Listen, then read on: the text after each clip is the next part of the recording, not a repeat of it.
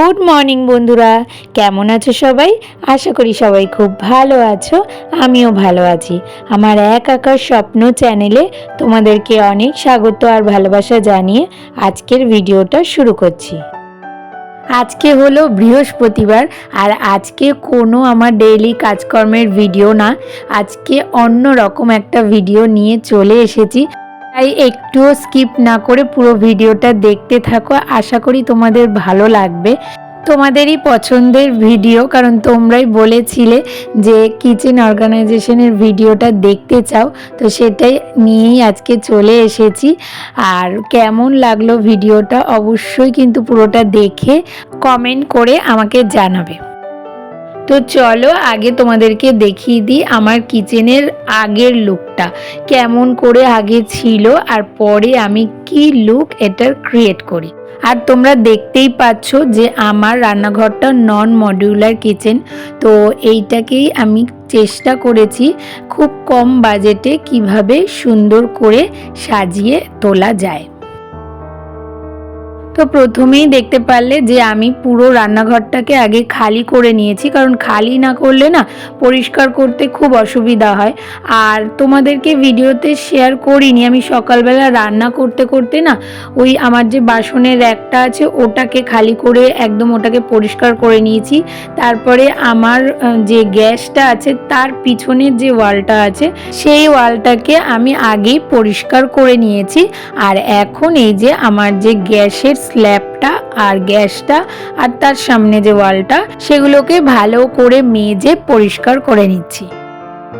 আর কি বলতো, আমরা গৃহবধূরা সারাদিনের বেশিরভাগ সময়টাই কিন্তু রান্নাঘরেই কাটাই, তাই আমাদের সবসময় দেখবে একটু শখটা বেশি হয় রান্নাঘরটাকে খুব সুন্দর করে পরিষ্কার করে সাজিয়ে গুছিয়ে রাখার। তো আমারও সেরকম অনেক দিন ধরে ইচ্ছে ছিল, জানো তো।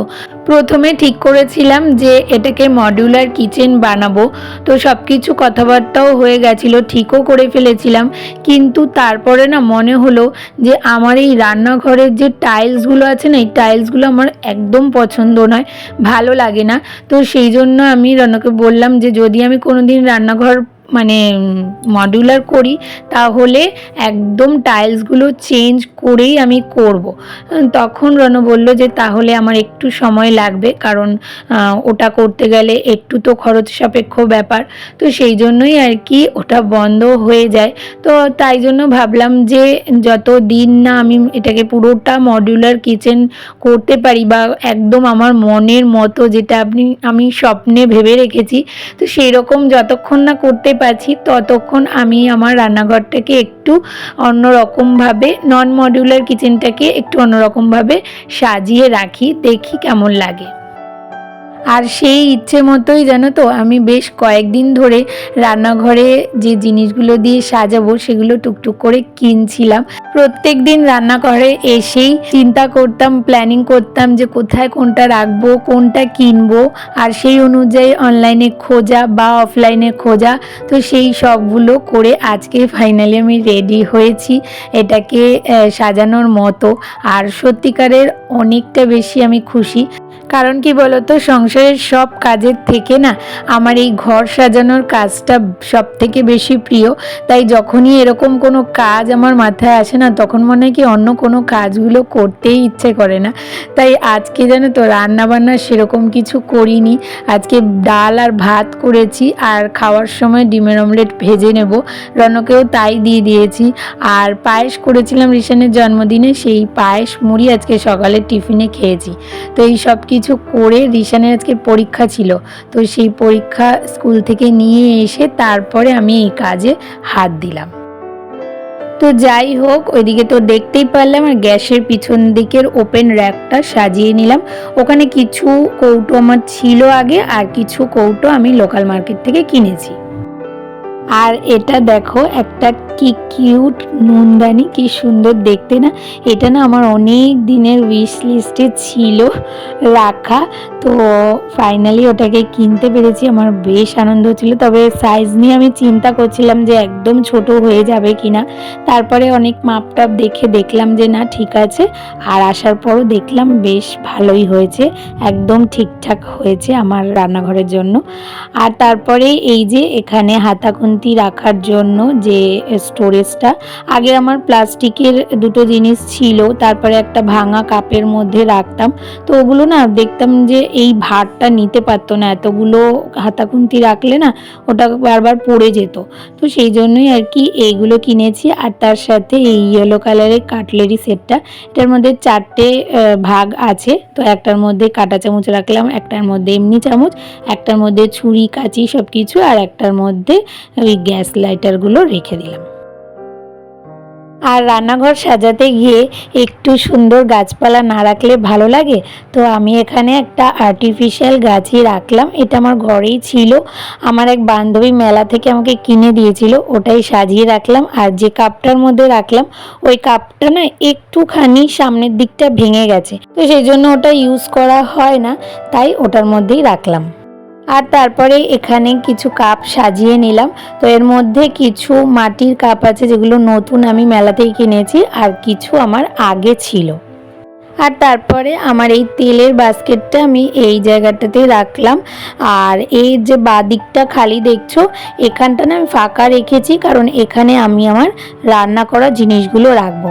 কারণ আগে তো তোমরা দেখিয়েছো আমি ওই সামনের দিকটা রাখতাম, তাতে কি হতো বলো তো, দেখতে খুব বাজে লাগতো। যদিও আমি পর্দা দিয়ে রাখি, তারপরেও মানে রান্নাঘরে ঢুকতে গিয়েই সামনে খাবারগুলো, তো সেই জন্য আর কি ওই জায়গাটাকে চেঞ্জ করেছি। এখন এই কোণা দিয়ে থাকবে, খুব একটা দেখা যাবে না। আর তারপরে এই দেখো এই মিনি বাস্কেটটা কি সুন্দর লাগছে না, তো এটাও আমি কিনেছি এই জায়গাটাতে রাখার জন্য। আর তারপরে হলো সব থেকে বড় আকর্ষণ, যেটা তোমরা আগে দেখেছো যে আমার রান্নাঘরটা একদম খোলা থাকতো, তো সেই জন্য আমি ভাবলাম যে এখানে একটা পর্দা দিয়ে দিই।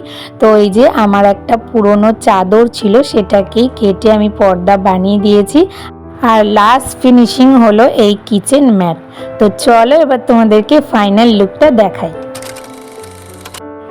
তো চলো এবার দেখাই আমার রান্নাঘরের ফাইনাল লুক। তো এই দেখো, প্রথমে ঢুকতে গিয়ে আমি মাথার উপরে এই জায়গাটাতে আমি একটা ওয়াল হ্যাঙ্গিং লাগিয়েছি, যেটার মধ্যে লেখা আছে মাই কিচেন মাই রুলস। তো অবশ্যই আমার কিচেন আর এখানে আমার রুলসই চলবে, আর যেখানে যাই হোক না কেন। তো তোমাদেরকে আমি আগের লুক আর পরের লুক দুটো একসাথেই দেখাচ্ছি, তাহলে তোমরা বুঝতে পারবে যে আগে কেমন ছিল আর এখন কেমন করে আমি সাজালাম। আর এখানে যে মশলার থালাটা দেখছো, এটা না আমার নিরামিষ মশলার থালা, তো এটা আমি এই জায়গাতেই রাখি যাতে কোনো ছোঁয়া টোয়া না লাগে। তো পুরো রান্নাঘরটা তোমাদের কেমন লাগছে অবশ্যই কিন্তু আমাকে কমেন্ট করে জানিও, ভালো লাগলে একটা লাইক করে দিও।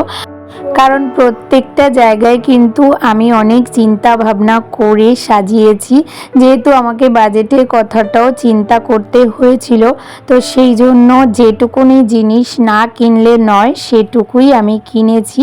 আর যেগুলো কিনেছি সেগুলো খুব কম দামের মধ্যেই কিনেছি, তো আশা করি তোমরা সবটা দেখতেই পাচ্ছ। আর এখানে যে আর্টিফিশিয়াল গাছটা দেখছো, এটাও কিন্তু আমার ঘরেই ছিল আগে, আর ওখানে যে ফুলটা লাগানো ওটাও আমার আগে কেনা ছিল, তো সেই সব কিছু দিয়ে সাজিয়েছি। খুব কম জিনিস আমি কিনেছি। আর জানো তো আর একটা জিনিসও, যখন আমি রান্নাবান্না করতাম না, তখন ওই যে রান্না করার খুন্তিটা এখানে ওখানে রাখতাম, তাতে না তেল চারিদিকে হয়ে যেত, তো সেই জন্য না আমি এই জিনিসটা কিনেছি। এবার আমি খুন্তিগুলো এটার মধ্যেই রাখবো, তাহলে তেলগুলো ওটার মধ্যেই পড়বে। আর তারপরে এই যে র্যাকটা দেখছো, এটা আমি এদিকটা রেখেছি, তাতে না আমার সুবিধাই হবে, কারণ হাতের কাছে আমার রান্না করার সময় যা যা জিনিস দরকার সেগুলোই কিন্তু এটার মধ্যে রয়েছে। তো এই কিচেন দেখতে দেখতেই কিন্তু আজকের ভিডিওটা আমি এখানেই শেষ করব।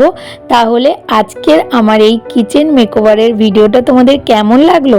ভালো লাগলে একটা লাইক, কমেন্ট, শেয়ার আর সাবস্ক্রাইব করে পাশে থেকো, আর নোটিফিকেশন বেলটাকে অবশ্যই অন করে অল করে দিও।